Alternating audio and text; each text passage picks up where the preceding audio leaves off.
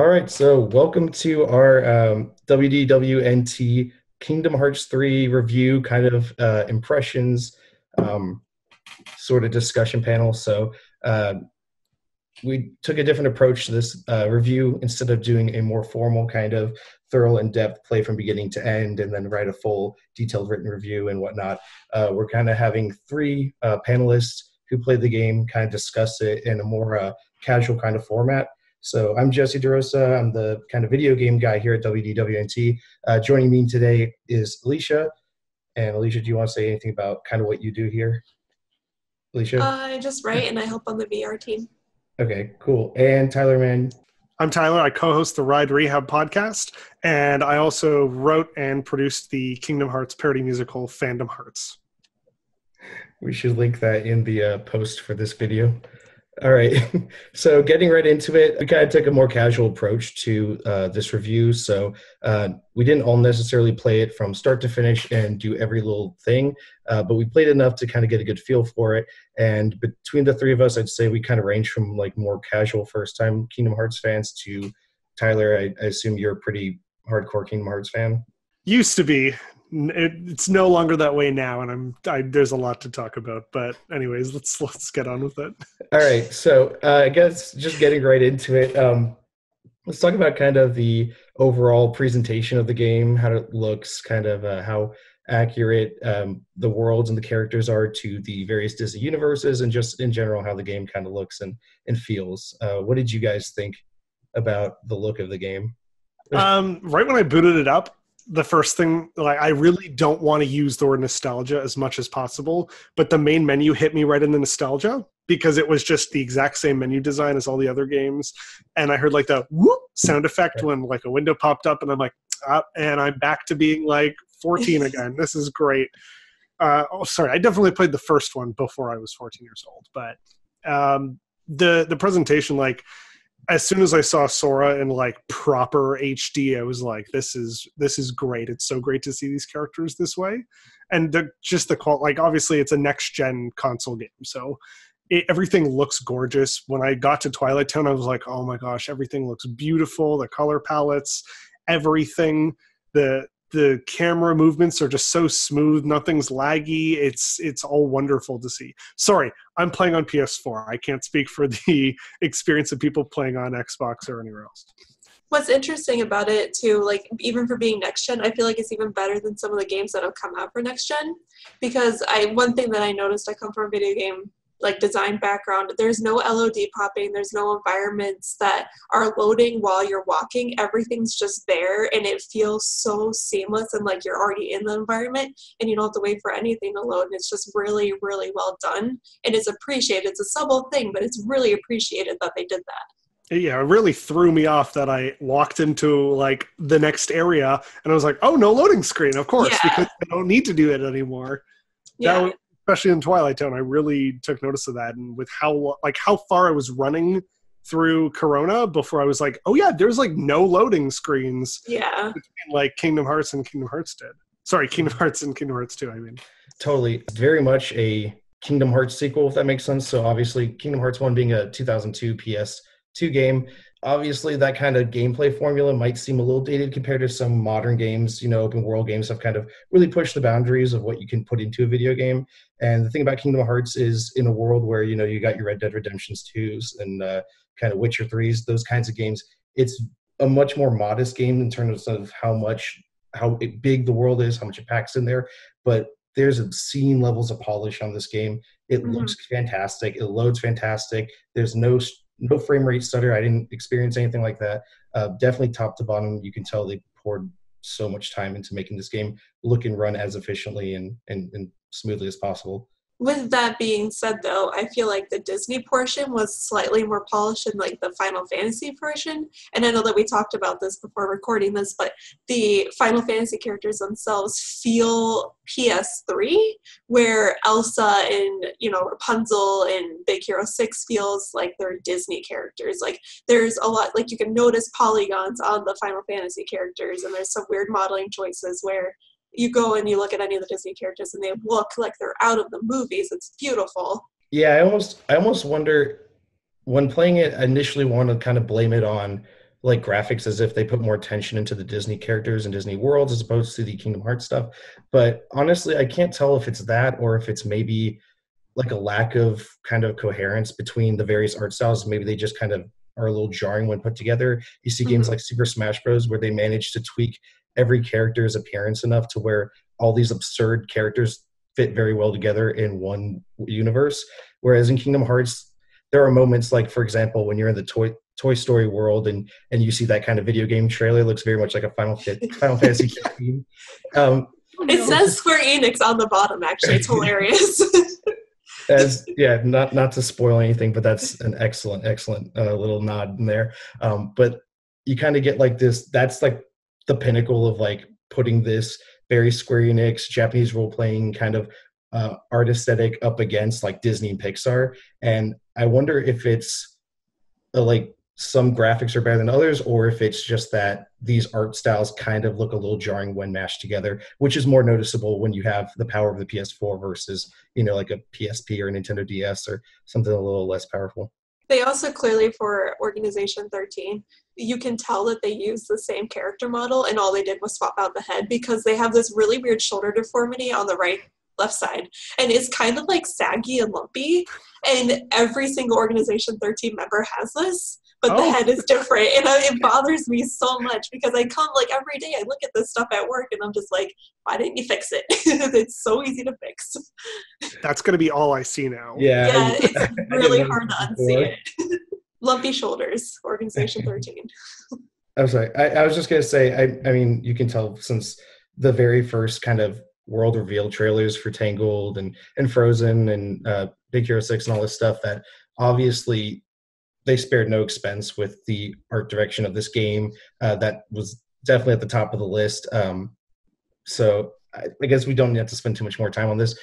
To sum it all up, the game looks beautiful, plays really well. Load times, I thought were pretty good. Sometimes when you're loading between worlds, a little slow, but kind of understandable. The game almost feels like you're loading between like one video game to a new video game more than like two parts of the same game. So I give him a pass for it. I thought it was pretty good overall. Did you have a particular world that you felt looked better than a different world? I would definitely say any of the CG animated worlds lend themselves better to kind of the aesthetic of this game. So Frozen, Tangled, Monsters Inc., Toy Story, they all look fantastic. I think Mount Olympus, Hercules, looks a little weirder. But It's a very distinct art style difference from the other like Disney films, especially like the 3D animated ones. Right. Like having to put 2D into 3D, it looks weird. And I think we said the same about like Wreck-It Ralph. When we saw the princesses, a lot of them don't translate that well to 3D, and it just feels a little bit weird and it looks weird, and it's always going to feel that way regardless of what 2D animated, like Aladdin still feels like back in Kingdom Hearts 1 and 2, it felt a little bit weird that you were in a 3D version of this world that just wasn't really animated in that kind of way. Beauty and the Beast, I can absolutely buy when you're in like the ballroom, and because a lot of that was 3D in the film. Yeah. So a lot of the 2D stuff, just and especially with the weird art style of Olympus, I understood why it looked so weird to me. They kind of have to, and same for Pirates too, they have to keep these, because we've been to those worlds before in previous Kingdom Hearts games. You can't change them too much or people are going to be like, this isn't Olympus, we've been to Olympus before, this isn't what it looks like. So you can't go and derail off of that too much. Twilight Town definitely got an upgrade in terms of details and textures, and like if you climb to the top of one of those buildings, like the sky box that they have designed, which is basically just the sky that covers the entirety of the map of an area in a video game, the sky box looks fantastic in comparison. Like if you look at the cutscenes of KH2, Twilight Town feels the most like polished to me out of every world, I think. And you spend not that much time there, ironically, but yeah. In terms of worlds, I was a little bit disappointed in that fact. I wanted to go and explore like a completely redone version of Twilight Town, and before I even can walk like 10 feet in a direction, it's like, oh, cutscene, and you're not even in that area. Yeah. So don't even buy like the mansion, and just I was like, oh my gosh, I want to go all the way up to like the tram sort of commons area. Nope, Can't go there either. Can't A ride lot the of it. tram. Can't ride the tram. Can't ride the tram either. And I was like, I can't even jump on it. What's going on here? Yeah. Yeah. Instead, you just go to Little Chef's Bistro, and I digress. Oh, I have a lot to talk about. Yeah. Jesse, move us along. Okay, this is where my opinions get a little negative on the game, and I don't want to hate on it. First of all, the intro. I'm going to try to, again, keeping it kind of spoiler-free. Even in the gameplay recording, I don't include any like major cutscenes or boss battles. But man, the intro is extremely tedious. It's lots of music videos and cutscenes and kind of. I think game design has gotten to a point where I think everyone should be pretty well aware at this point that the best way to get someone hooked on your game is to get them into the game. And Kingdom Hearts kind of falls into that trap of, but we want to take you back to the old games. We want to remind you how much you love this story and the music and the world. It's like, then prove it through gameplay, not through cutscenes. So it takes about a good half hour to kind of get into the game. Then there's a lot of tutorials. There's a lot of unnecessary tutorials, I think, kind of just making you learn stuff that's kind of common sense. And then before you can even really start getting into like the various Disney worlds, you got to go through tons of what feels like very specifically Kingdom Hearts story and not Disney story.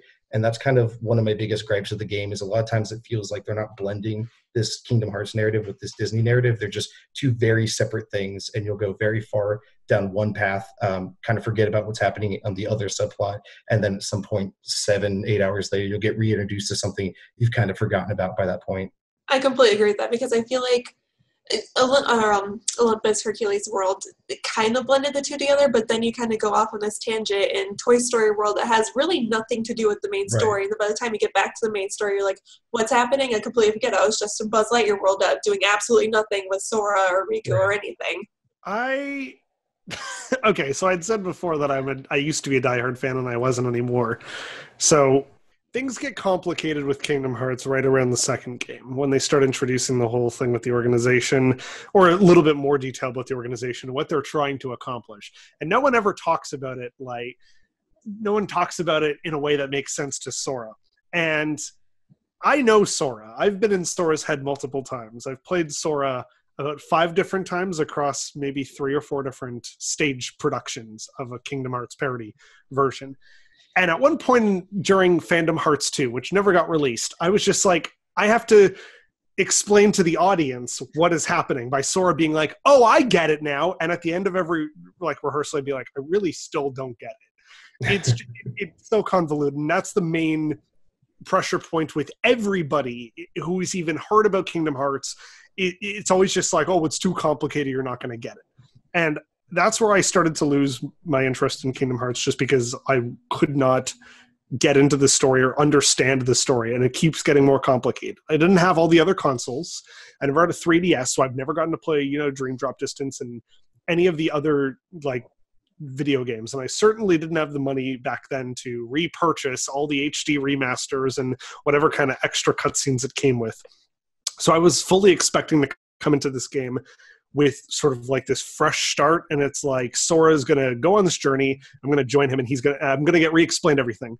But no, it's like, oh, by the way, you should probably visit what's called the memory archive on the main menu over here, so you can catch up before you start our game. And I went, no, I may as well just go right into it. And then every time an organization member shows up and starts spouting off something, I'm just like, can I play the game? Please? I understand Kingdom Hearts is mostly cutscenes. And I understand because it's a narrative-driven game. I love narrative-driven games, and I like when there's cutscenes because we get to see characters being personable and sort of expressing themselves. And I love that about this game. The trio feels well more fleshed out. They're throwing shade at each other every once in a while, and I'm like, this is fun. This reminds me of what we tried to do in the musical, where they didn't have a lot of personality in the first 2 games. So we were like, let's give them personality by interacting with each other. And there's so much more of that, where a cutscene will end and they'll be like, boy, it sure is beautiful over here, isn't it? And all that kind of nonsense. And that's pretty nice. But then the story comes in, and there are parts where I understand what's going on. And I'm like, okay, this is sort of the core of the game, is sort of this this personal journey that Sora's trying to go through, which isn't a huge spoiler.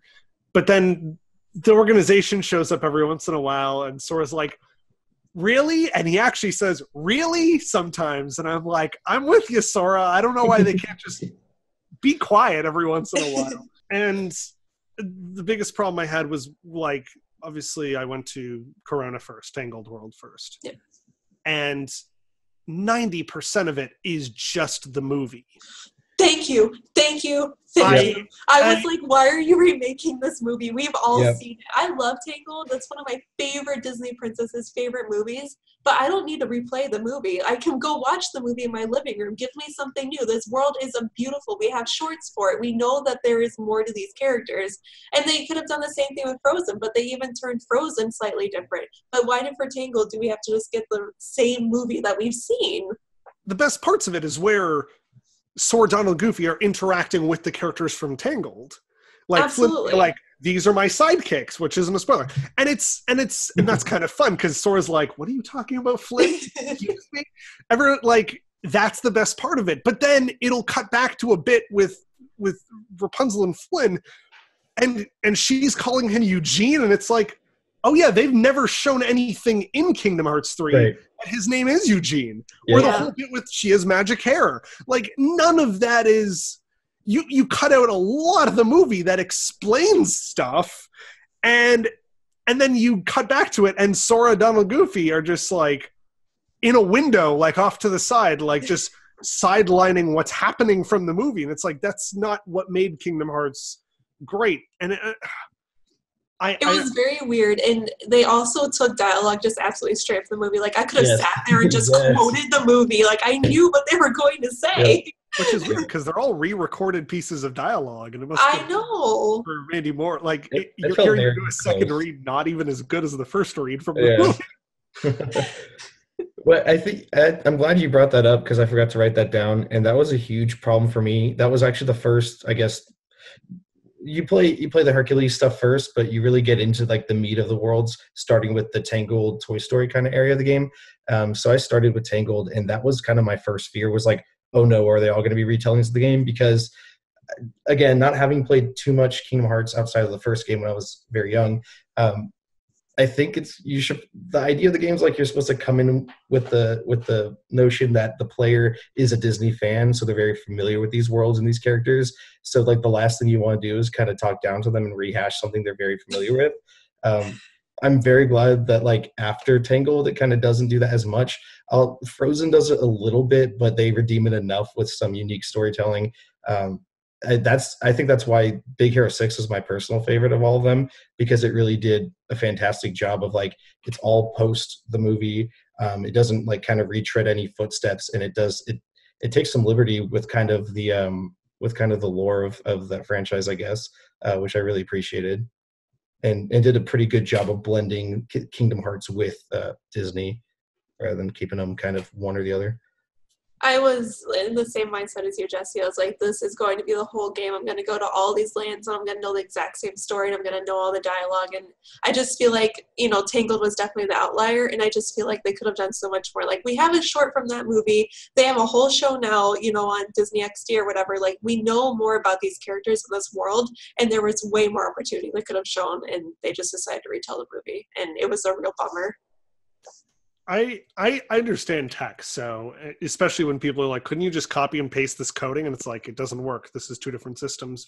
But I would not have put it past them to have just copied and pasted assets, including full animation sequences and camera moves from the original film. Yeah. Because Disney had a bigger hand in this than they did with the other games. And it clearly shows, because character animations look more appropriate, especially with characters like Flynn and Rapunzel, for example. The just, like, little touches, and I was like, it got to the point where I started noticing this is more than just them replicating something from the movie. This just looks like they completely reused whole chunks of animation from the movie, because and they absolutely could have.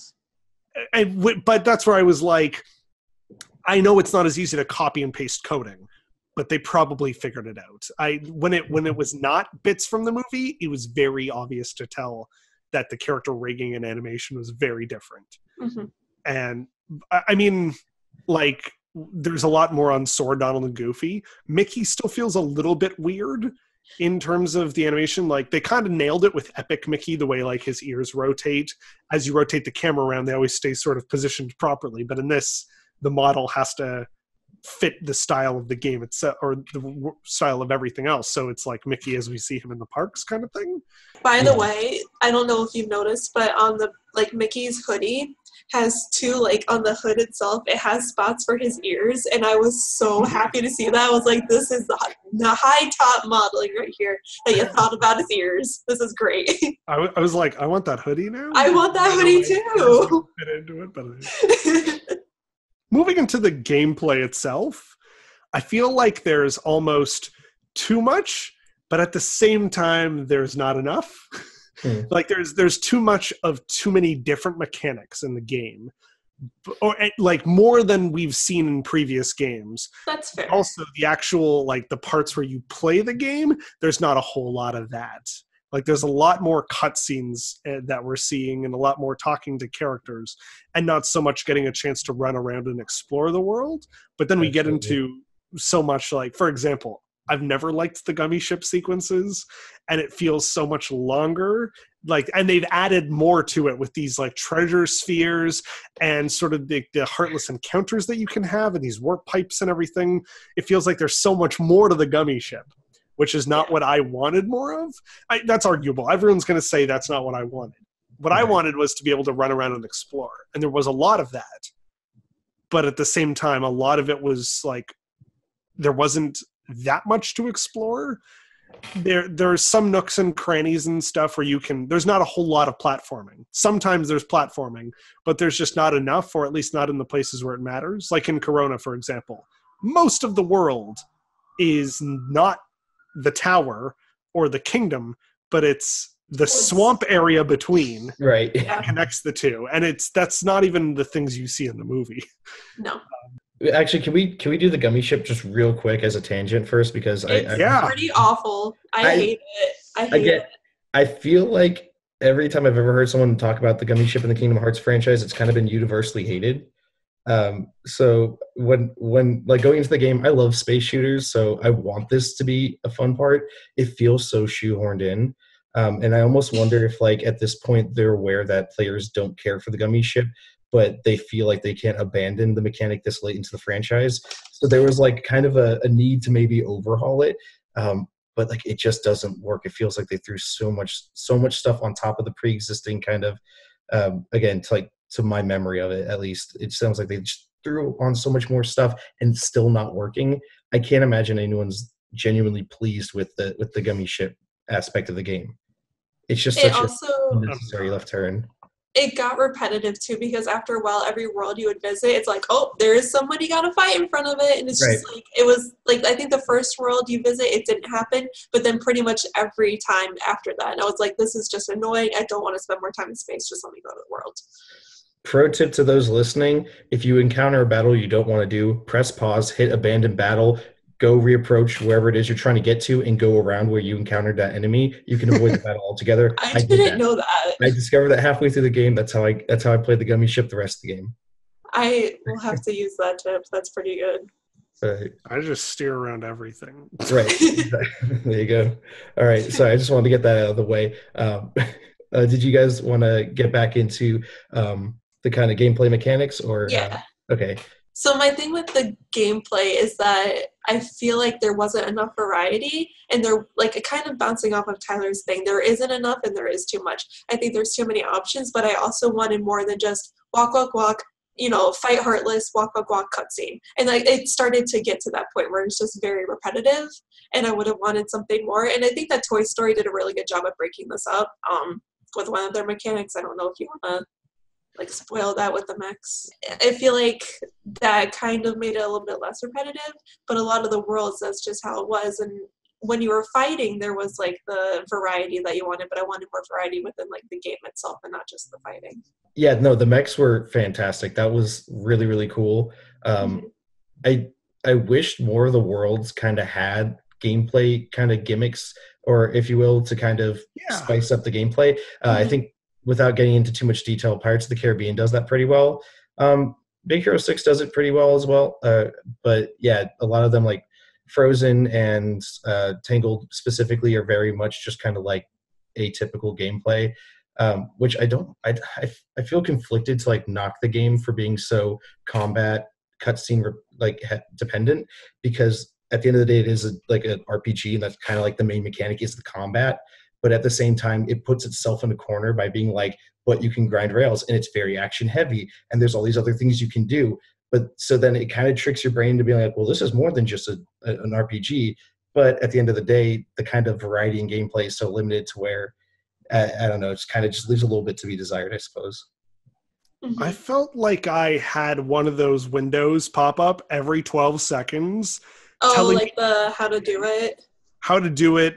I was happy that there was like this little tutorial area with like the sort of sky reflection land that Sora has, which I assume is just in his head, that where you can go and practice those things. And I thought that was nice. But that mechanic window popped up so often that I almost lost my mind when Sora is in the scene in Tangled, where they're like, go on, Sora, dance. And a window pops up telling you how to dance. And I went, is this really happening? Yes. And then Sora does this thing.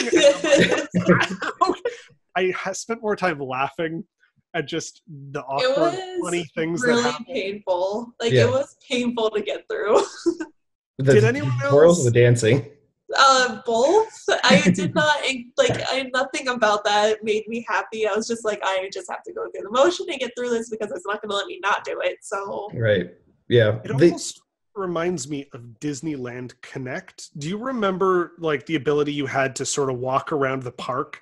And you can do all these tiny little interactive things that they don't contribute anything to the gameplay, but it's like bow to greet Mickey, and then your character bows, or it's like hold your hand out to like dance with Minnie. At one point, Sora's like splashing water at Rapunzel, and you press triangle to splash water, and I'm like, is a Heartless gonna pop up in this lake? Oh no, I'm literally just like having fun, and I did find myself doing it for like a minute before I was like, okay, that was a little kid is gonna find that fun and interesting. But a little kid is not going to understand any of what's going on in the game. No. So it feels a little bit weirdly divided between the audience of like these robust mechanics and then the kind of like Disney fantasy things, like where you could have just pressed a button and swung across a thing, but it's more specifically Rapunzel walks up to it. She says, come on, Sora. And then it goes to like this mini cutscene where you just jump across and hold hands with Rapunzel. And I'm like, that's for kids who just like want to be with Rapunzel or like wants to interact with these characters and stuff. I don't know. That kind of confused me a little bit. Yeah. Whole dance sequence anyways. So then with the gameplay, with fighting specifically, I guess, there were a lot of, different things you could do, the second form, flow motion. Did you feel like there was too much? Did you find yourself just pressing X on your keyblade, or did you use any of these specific mechanics? I wanted to say the game was a little button mashy at first, but I really like all the new added mechanics and layers to the combat. My biggest gripe with it is it feels like sometimes you're watching the combat because of how many animations there are every time you trigger a special attack or a link or an attraction, whatever it is. So that I wasn't too keen on, but I could totally see why some people might feel like it's a oversimplified combat system that just has a bunch of like kind of half-baked mechanics thrown on top. However, I still found it to be like kind of fun, so I'm personally kind of conflicted with how I feel towards the combat. It was intriguing enough that I enjoyed, up through my 21 hours playing, So I don't know. What did you think about the combat, Tyler? That was the part where I had the most fun. I'm not usually like a fighting game person. I certainly did feel like it was button mashy X at the time or at the start. But then slowly all those mechanics came in. Like, I love the attractions. Obviously, we're all Disney parks nerds here. Yeah, we need to go So, one by one with those. Yeah, absolutely. I was like, okay, a pirate ship. That could be a generic pirate ship. There's no pirate ship ride in any parks. Right. But then you see the Astro Blasters come in, and I'm Yeah. like, okay, I'm on board. This is absolutely meant to be the Buzz Lightyear shooting attraction. Yeah. And that was so much fun because it did break up the fight scenes. It gave me a lot of different things to do each time, and it was fun trying to find them. Like, sometimes if you use magic more often, you would get sort of like magic commands. And then depending on like the characters you have, or sorry, the amount of like fighting you do with the Keyblade, you get these alternate like second forms, or the other kind of options you have, like where you're riding like the Olympus sort of chariot, Yeah. and then you're electrocuting everyone. Like instead of just button mashing, suddenly I had to be strategic in the way I summoned those kinds of things. For example, Yeah. the carousel, it's DDR, you have to push the button at the correct time, which broke up the fight a little bit. And that's what I found fun, was those kinds of bits, because I like DDR, for example. I don't like hitting X, but I did find myself using magic a lot more than I did in the previous games where I was just trying to get through it. I was like trying to see how many different things I could do with the character. What do you think about the free running? Which one was? The whole mechanic of like running up walls and sort of leaping off and diving and all that. I actually really liked that. I think they did a good job of letting you know, obviously, like which walls you could run up, because they had that like nice little like gloss effect on top of it. But I liked it. I thought it was like a unique way to see the world. And if you ever got stuck, you could always go to the top of something and look around and be like, oh, okay. Or that was a really great way to find hidden Mickeys too. That was also a fun mechanic. It was. That was one of my favorite was things. Also park things. Yeah. And then I started realizing that it's like the game The Witness, where it's not just the icon of Mickey. Sometimes it will be like, 3 barrels in the shape. As someone who hidden Mickey hunts every time I go to a park, it was very, very appreciated. I have a hidden Mickey tattooed on my body. Thank you, Kingdom Hearts 3, for realizing this for me. Yeah, I think there's no doubting that this game does a pretty great job of kind of, for the first time, I want to say, in a Kingdom Hearts game, really catering in a fan servicey way to the parks fans and not just the movies fans, which I think all of us at WDWNT can definitely appreciate. I love the hidden Mickeys. Those are really cool. I like that they don't force it down your throat. And it, just like in the parks, it's a thing that if it's your thing, you can go all out for it. And if you don't care about it, you can completely ignore it. And then I kind of want to talk a little more about the attractions before. Yeah. Attractions are by far, for parks fans, the most interesting part of the game, or at least for me, because they don't. It's you have to like slowly kind of work up to them. I think at the beginning of the game you get like I think the first one I got was Pirate Ship. Yep. And then you get like Astro Blaster somewhere around that time frame. But then there's so many of them. There's Prince Charming's Carousel. There's Teacups. What else? Cali River Rapids. Cali River Rapids. Or Grizzly River Run, whichever part you're from. Right. Hold Big on. Thunder. Big Thunder, which is my favorite one, but it doesn't. I feel like it only triggers in the earlier portion of the game, which kind of maybe a little sad. But yeah, those are incredible. Not only are they extremely effective and satisfying, like finishing moves and attack moves to use, but they're just like extremely fun to watch. They're so like every time you see that like little notification pop up in the corners thing that you can use when you're just like, oh yeah, I get to watch like a POV video in my Kingdom Hearts game. And they're all designed to look like Main Street Electrical Parade clothes. Main Street Electrical Parade, Paint the Night, and I was saying to Jesse, I was like, they need to redo Cali River Run in this like overlay, and I will ride it every single night in Animal Kingdom. Bring it to Disney, please, and like a Kingdom Hearts 3 night. I will be there. You can redo all of the attractions. I'll be happy. Yeah, as soon as I picked up Veal, I was like, oh no, it's Breath of the Wild all over again, because I always I started to find it fun in Legend of Zelda, and then tedious when I had to cook like all the time.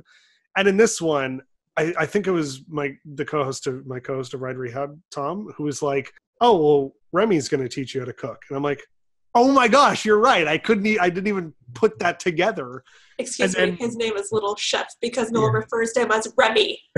Because rats can only talk to rats in Ratatouille. It's so Oh, yeah. painful. It's so painful. His name was For a Remy. moment.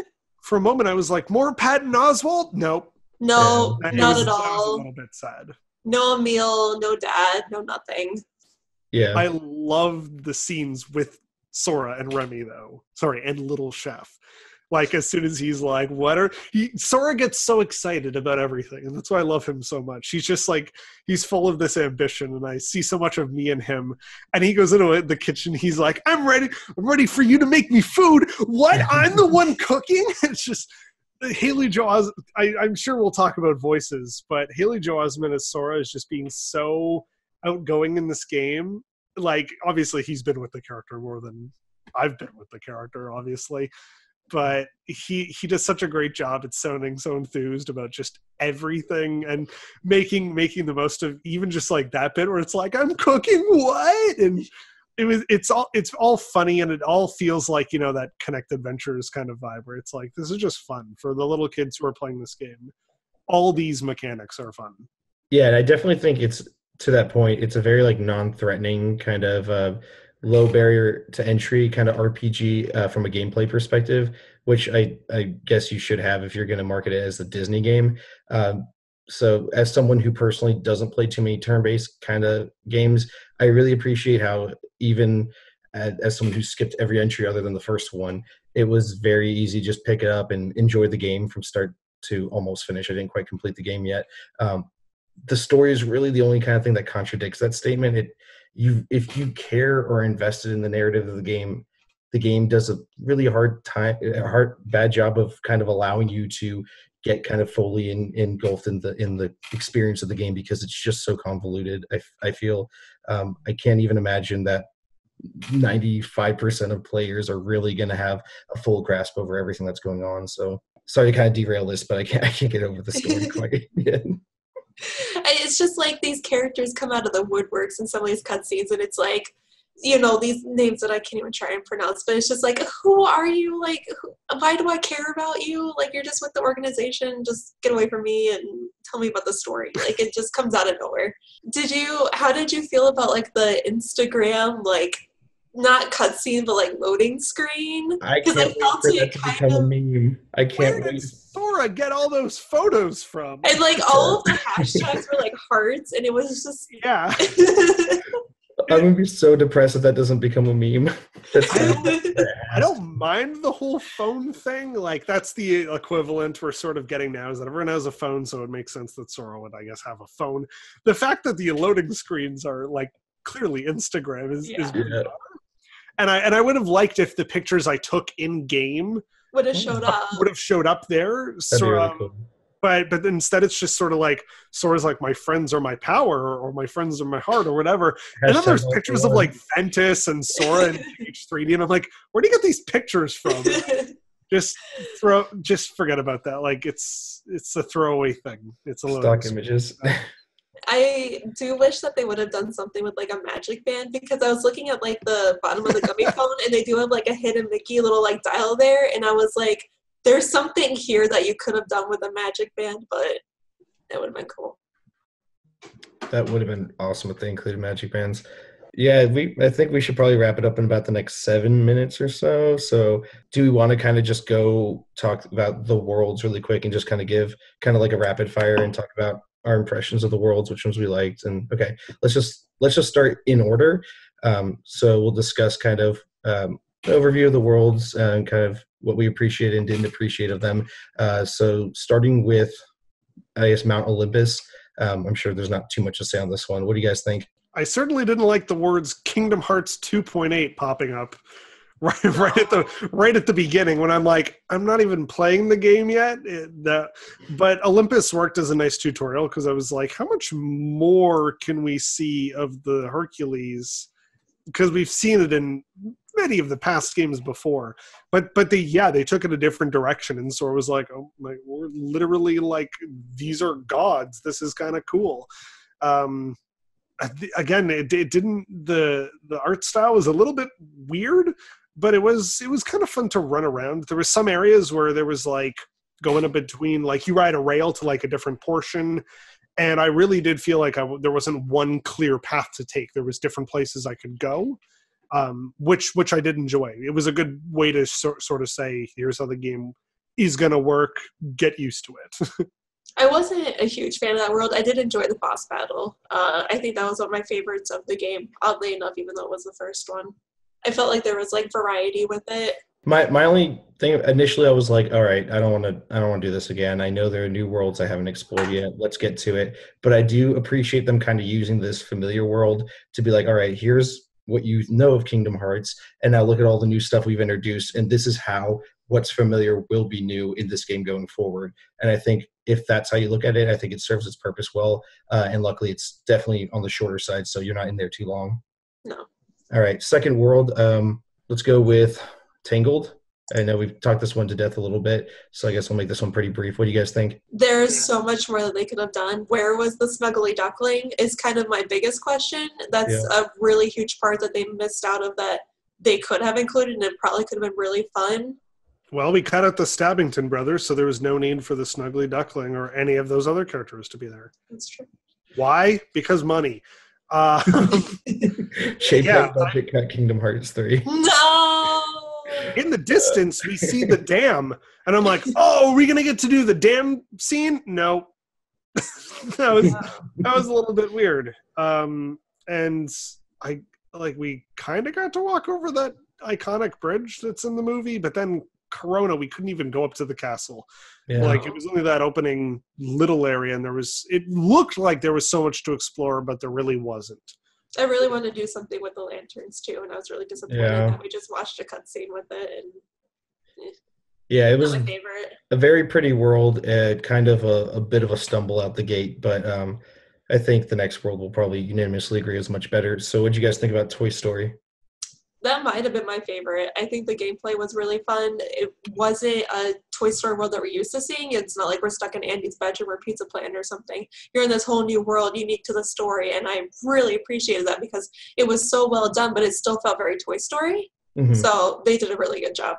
Absolutely agree. It feels like Alice Toy Barn and Pizza Planet merged with some Japanese superstore. That was a lot of fun. Definitely appreciate where they take the gameplay at least. Mechs were super fun. Story was a little weird. I feel like some of the Woody Buzz interaction was a little off character. But, it was. Yeah. Buzz wouldn't be the one to be like, let's not do this thing. Buzz would be the one headlong jumping into the adventure. It felt like the Toy Story 1 roles in reverse. Yeah. I liked that. I mean, it was going to be obvious that Sora was going to be an action figure of himself, but then and I was like, what was the meaning of sort of the FF trailer? And I was so confused. Rex thinks Sora's that character, and that felt really fun. I'm glad that a lot of those character voices came back. Wallace Shawn doing Rex is so funny. And him being like, what was his name? Vorox or something? No, I thought it was close to Sora, but maybe not. It's Zor. I can actually. I'm not gonna try. The Sora, Lord Sora or something. Yeah. That was super fun. But I was really happy it wasn't just Andy's house. A lot of the trailers made it look like it was only going to be that, but once I got out the window and I'm like, wow, I can explore so much of this street, it was clear that there was much more to it. That was really great. Rex was completely on character. Him and Hammond, the Green Army men, were my favorite parts of the whole world, and I was really I wanted more Rex, but I love him so. Yeah, Toy Story was pretty on the nose for the most part. So next world, let's go with Frozen. What did you guys think about Arendelle? It was beautiful. I mean, can I spoil Let It Go that they do it? Yeah, sure. Lots of music videos in this game. Yeah, I mean, Let It Go and the Door song. Want to Build a Snowman? Yeah, I Want to Build a Snowman. I mean, redone in video game, they look literally the same, and it kind of goes back to Tangled. Maybe they use the same assets. I'm not sure, but it was beautiful. I loved being able to see Olaf. He had some pretty fun little moments in there. I think the world looked great. Let's compare it to Tangled, because why did one of them have the proper songs? Why did Toy Story have You've Got a Friend in Me playing in the background? But Tangled felt like generic background music, Mhm. and there were no songs in a place where you easily could have just cut in the song See the Light. It was, Yeah. I was very confused by any of those decisions. The fact that some worlds felt like they were properly represented and others felt like they didn't have like the licensing for it or something. Yeah, the And- only thing the only thing I can think of with that is this game has been in development for so long, and Tangled came out in 2011. It almost makes me wonder if like Tangled is part of a Kingdom Hearts 3 that was developed a long time ago, and Toy Story and Frozen are part of a Kingdom Hearts 3 that was developed the past 3 years. And I, again, just spitballing, but that's the only thing I could make. Yeah, that There were a sounds about couple. right. There were a couple aspects of the game, particularly the earlier half, where I'm just like, this feels like they started it 10 years ago, and then towards the end, it's like this feels like the evolution of Kingdom Hearts now. Kind of like the evolution of Tangled to Big Hero 6, where it's almost like a different way to tell a story. Right. Yeah. Mm. That very obviously could have happened. I mean, the game's been in development presumably for like what, 12 years or something, 13 years. We say that, but other games, they've still been doing other Kingdom Hearts games in that time and remastering them and stuff. Although it's probably not all of the same team, but Right. it, I'm it sure really hasn't been in development probably as long as everyone's claiming it does. Yeah, I don't think it was like active development all that time, but they've been on and off kind of teasing it for so long. So God only knows. I mean, Square Enix they take forever to make a game these days. So I have no idea what happens at that studio. But I'm so glad for Kingdom Hearts fans that they got it. It came out. Yeah. I really wish that they would have taken the Frozen approach to the Tangled world, because it felt like they were retelling the Frozen story, and they were, but it was in a new and different light, and they could have done that with Tangled. They just didn't. Yeah. I don't know what the decision was, but... Yeah. I thought the Frozen world was really beautiful. I felt like the songs were like pacing wise a little like kind of wonky, but they were again fan service and they were enjoyable. So definitely a fun world. And I thought the second half of that in particular, kind of some of the narrative choices they make are pretty fun, kind of matching unlike characters with your group, and overall definitely much better experience than what we got with Tangled. What do you guys think about Monsters Inc.? I loved Monsters Inc. Being able to explore the factory, and it was really funny because I just recently went to Disney Sea, and when you walk in and you see the dome and like the entryway, that's exactly how it's built for their attraction over there with the Ride and Go Seek. And I was like, this is where I am. And That's so cool. Being able to see that in real life and being able to see it in the video game, I was like, I was there. And that's like really fun fan service, I think. I'm glad that they took like a weird Doctor Who approach, in that some worlds they take different forms to be appropriate, and it's like if there's a glossary in the game, so you can go and be like, what do they mean by Roxas, and it'll properly explain it to you or something. And in this one they use some kind of term for like not disturbing the status quo of this world, and that's why sometimes they look different, and the reactions of all the characters being like, whoa, we look weird in each like different world. Like Toy Box Sora's like, what's going on? It's fun like that, and the whole concept that they are like, Donald and Goofy could have stayed the same. They are a giant duck and dog creature, Anthropomorphic dog. Anthropomorphic dog of some kind, and it's fun that they did get new forms, and everyone gets like these fun new forms like that. And I think the story for Monstropolis 2 was really nice in that it wasn't the retelling of the story, but it was that they were having a play date. And that's a really fun take on it. You know, we're not going back to Monsters University. We're not going back to Monsters Inc. This is a continuation of their story. And it's a really sweet retelling kind of addition. Yeah, I thought it was cute too. I was a little like, when it ended, I was like, that felt a little abrupt relative to the other ones. But I definitely enjoyed its kind of more unique take from start to finish. I still am not quite sure that like the way they tie that world in with the overarching narrative of the game like really is necessary, but it's definitely like just in terms of like visuals, it's one of the most appealing worlds. I didn't realize like how much I missed that world after Monsters University, which I wasn't crazy about, because like Boo is so cute. It's so great to have her back. It was a pretty fun world. Yeah. All right. What do you guys think about, did you guys do 100 Acre Wood? That's kind of like optional side content. I haven't gotten to that one yet. Okay, Alicia, do you want to maybe say a couple things about it? Winnie the Pooh is just, it's very wasted. I think it's like 30 minutes in total, like with exploring. It's just like you walk in and you do a bunch of gardening and it's like talking to Winnie the Pooh and all the characters. It's kind of really, it's just wasted, and it's really sad because I love Winnie the Pooh. He's my favorite character in like the whole Disney universe. And I was like, oh, I'm going back to 100 Acre Wood. And it's like, no, you're going to garden for Rabbit. And it's like, okay, now you're done, bye. And it's kind of upsetting. Oh, I'm still gonna do it because I love Tigger. Yeah, Okay. well, and you know his voice actor came back. Everyone Jim sounded Cummings? pretty. Yeah, everyone sounded really good. All right, let's sorry, we're going a little long. Let's wrap up with the last two big worlds. Pirates of the Caribbean. What do you guys think? I thought it looked great. The water was like rendered so well. I thought it was a very aesthetically interesting world. It stands out from the others because it's the only one that's a live action movie. Right. Thankfully, the power of the PS4 is to where something like that can look pretty good. Aesthetically, it's awesome.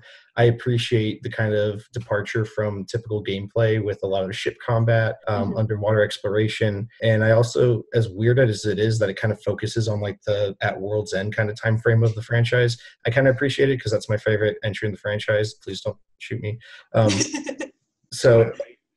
Right.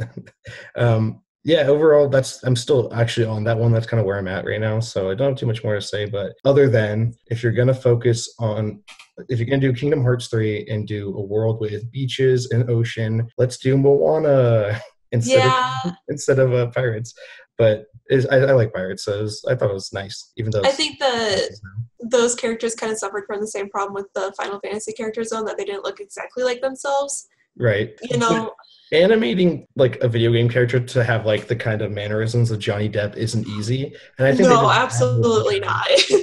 I'm glad that the outfits, like in Cage 2, when you're playing pirates, Sora is still in his regular garb, except all they did was like mute the colors, but it still stood out horribly from the rest of the world. And on a bizarre note, nobody in any world, even if there is animals or not, point out the fact that there is a talking duck and an anthropomorphic dog there, which is bizarre. But anyways, Sora's pirate outfit looks snazzy, and I want to cosplay that. He's like a mini like Johnny Depp, and it's good. Well, it's pretty cute. Yeah, he seems to kind of look up to Jack Sparrow, which I like that a lot. That's pretty cute. Yeah, it was. Anyway, let's finish off with Big Hero 6. What did you guys think of this? Just as your favorite, Jesse, so you can go ahead. My favorite already happened, so. Big Hero 6 is definitely my favorite. I think this world by far does the best blend of merging the Kingdom Hearts 3 story with this unique Big Hero 6 story. It seems kind of seamless. It seems very intentional, very well planned out. The pacing's really good. It has a lot of interesting gameplay moments, and the interaction of the Big Hero 6 characters and the Kingdom Hearts characters, it works way better than I would have imagined. I guess I didn't realize like how much those two groups are kind of alike in certain ways. So they're all really goofy, but they're all really close knit together, and they care about each other, and that actually blends together really nicely. Right. Of all the worlds, I think that's the perfect balance of characters. So that was definitely a lot of fun for me. What'd you think? I loved it. Being able to see San Francisco, again, was really great. I liked being able to see San Francisco, and I hope that this is kind of where we'll go with like sequels too, and being able to see more of the world. I don't know if they even have planned a Big Hero 6 sequel, but I feel like this could be a good direction. Baymax merchandise sells. There's going to be a sequel. This is true.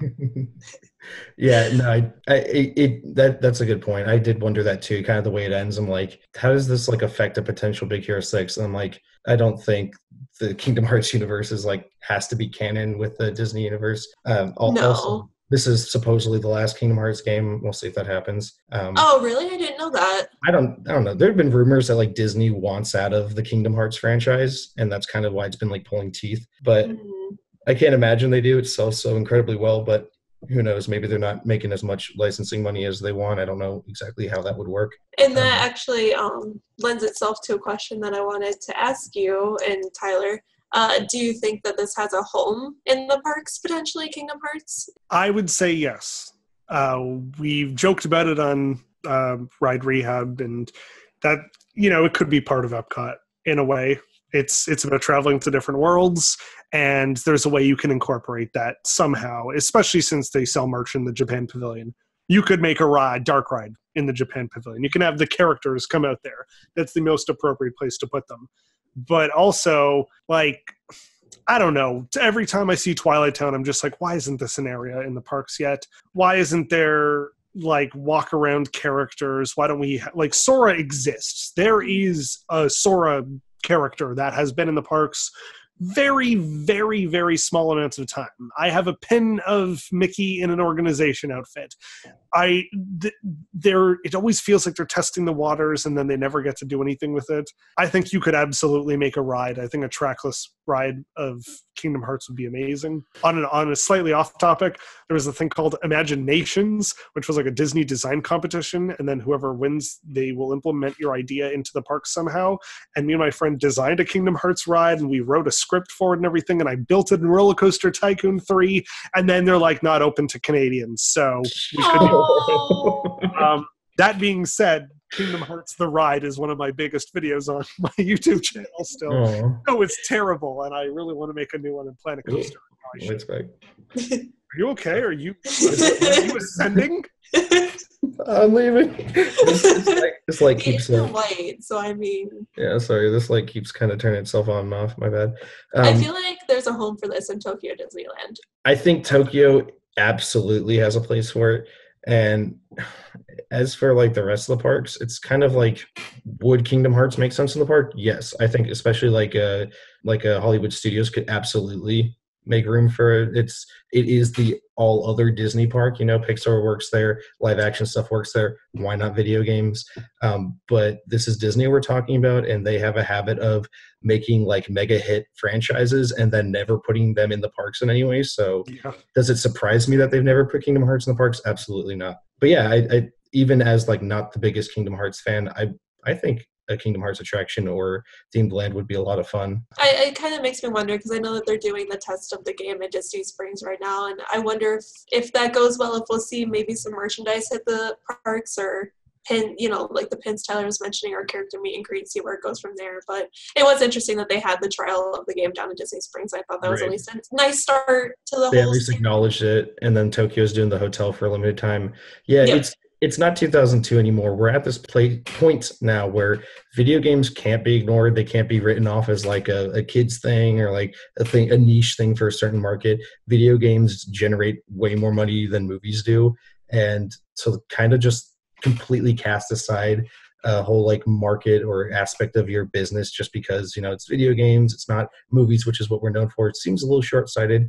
I think it's kind of a shame that Disney doesn't dip their feet in a little more with their video game content. We've seen them kind of like back out. If anything, they're getting out of all game development. They're letting everything be licensed only. So it just doesn't seem like Disney ever really cares about anything relating to video games, which is just unfortunate, but I miss you, Disney. If this was Universal, there would already be a ride in the park. Absolutely. I agree. That's the other thing. I agree. The two companies work very differently from how they implement a new attraction or a new area. So I understand why Disney hasn't done it. It's just they don't see it as a very, very long-term thing or something that a family could all enjoy together without somebody being like, I don't know what Kingdom Hearts is. But if it was a Universal ride or for Universal property, it would already be in Universal. That being said, they are now doing video games in the theme park. So maybe the next thing, like it was a lot of back and forth between Disney and Universal, like Pandora, oh yeah, Harry Potter. And they're like, oh yeah, like it kept going. Maybe the next one is going to be, oh yeah, Kingdom Hearts and Final Fantasy. Then it'll be like, okay, we fold. I doubt they'll make an FF7. Actually, doesn't park, but they would be the ones to do it, wouldn't they? I'm pretty sure Universal Studios Osaka has done a Kingdom Hearts line. Haven't they? They do a video game thing every couple of years. It's like a temporary themed land or attraction, I think. They've done something with Capcom, something with Square Enix, I believe. Universal does a lot of stuff with Square, and they've implemented like animes into the park in very strange ways, but they definitely wouldn't have done it with Kingdom Hearts. They couldn't. Right. I do think it has a place in the parks. I don't think it's any existing park right now. And when you said like, Disney doesn't really do stuff with video games and whatnot, Fifth Gate, like there's always people talking about what's the fifth gate at Disney World going to be, because they have that blessing of size. Maybe that's where you put your Kingdom Hearts game finally, or your Kingdom Hearts area or ride. Yeah. I'm all for it. Me too. I also have kind of a little fun question to close on. After being a little disappointed with like seeing repeat worlds in Kingdom Hearts 3, I just wanted to like shoot the question to you. If you could kind of ride Rehab or Blue Sky this game a little bit, what Disney world would you add or replace or, Oh, I have two, and one's really weird. Okay. You go first. The first one would be Muppets, and I don't know how licensing would work. That'd be fantastic. Because I don't know if they have the licensing to do that, but I would love to be in a world with Kermit and Piggy could be like the princess, and Fozzie, I think that would be really fun. I don't know what the story would be. I don't know if it would be like the 3D attraction, but... Yeah. At the very least, you could have replaced 100 Acre Wood with Muppets. At least do something smaller with it. Yeah, Muppets would be great. Here Comes the Muppets, like the live show at Disney World, and I'm like, oh wait, maybe I don't want that actually. I just think they're such quirky characters that Sora and Goofy and Donald would be like, where are we? But they would be like really into it. So that's my first one. Tyler, go ahead. Treasure Planet. Okay. Boy. I wanna. They built that's one of those Disney movies where it's like a globe-trotting thing. Like the movie and the setting is so big. Like Lilo and Stitch takes place in one place and maybe a little bit in space. But Treasure Planet is just so giant in the kinds of places you could go there. And I want to see whatever Sora's outfit is going to be in that world. Like, it would be so cool. I don't know. That's my go-to for, like, anything. I just want to see more of Treasure Planet, and it's a little bit disappointing that we don't see a whole lot of that. It's really funny that you picked that because mine is very close, and it would have been Journey to Atlantis.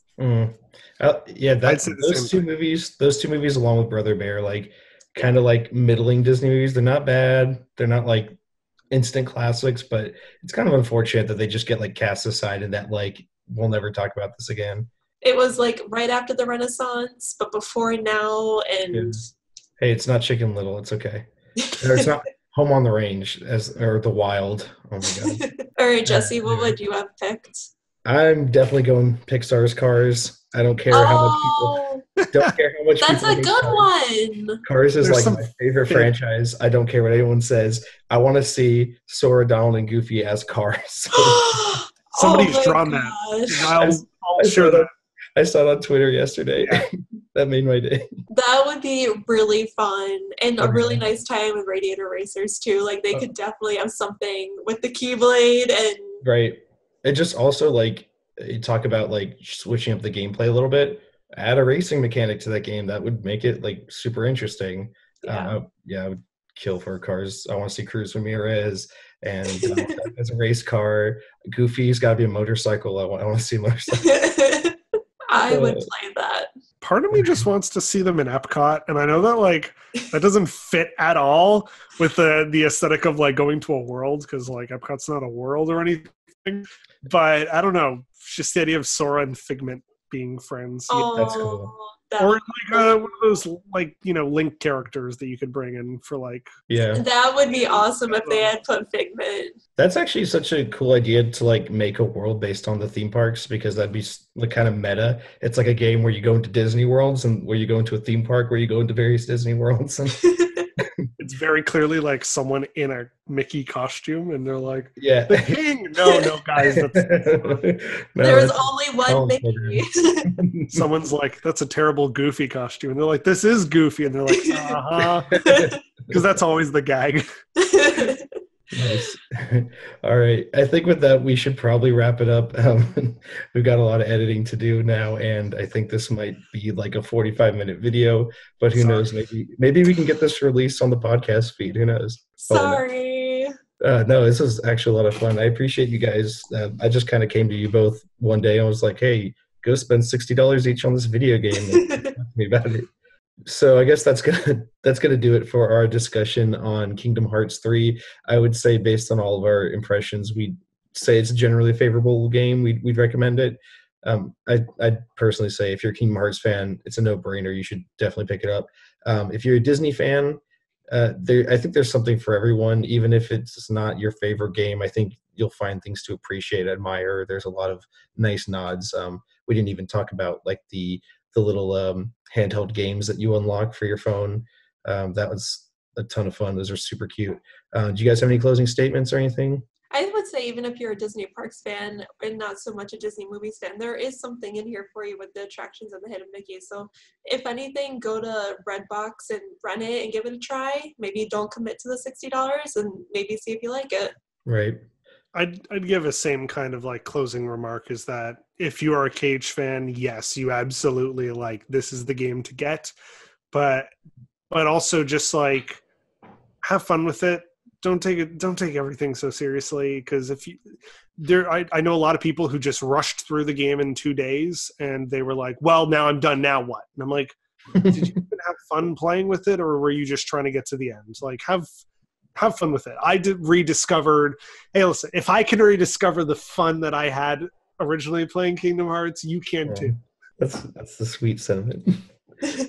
Yeah, I mean, I'm not even a Kingdom Hearts fan really at all, and I think I'm generally kind of in that annoying camp that's a little sour on the franchise. But this game kind of turned my perspective a little bit. I still think it's a little weird in some places, but it's definitely a lot of fun. And I expected to go in there playing like 8 to 10 hours forcefully for this discussion, and I enjoyed 21 hours of it and plan on playing a little more. So it's finally out. Kingdom Hearts 3 finally happened. Yeah. Thank They you did guys. it. Thank you too for embarking on this review journey with me. And to everyone else, thank you. If you watched it or if you stuck through the end, it means a lot. And hopefully we'll see you next time if there's a fun game we get to review together. Thanks for having us, Jesse. Yeah, thanks guys.